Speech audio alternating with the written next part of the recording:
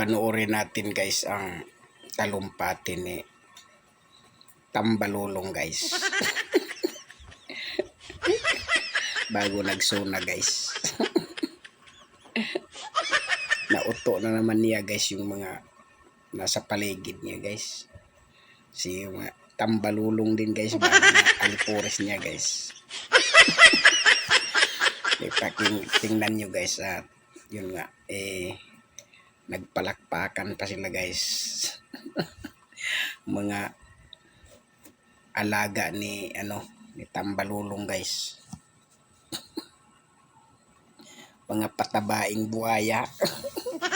Panoorin niyo guys. Humility in my heart and a deep sense of duty, I rise today to accept the renewed trust you have given me to serve once again as your Speaker of the House of Representatives.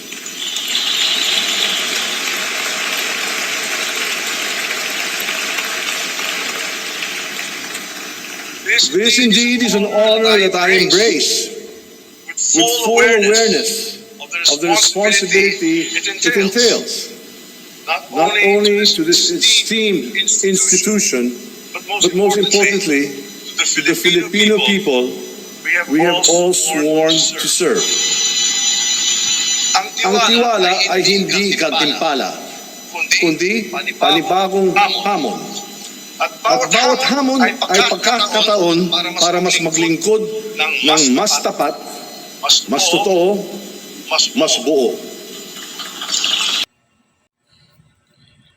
Lagot kayong mga buhaya kayo dyan sa Kongreso. Dahil hawak ni Kamarkulita yung Blue Ribbon Committee. Tiyak marami dyang maimbestigahan na mga kurap.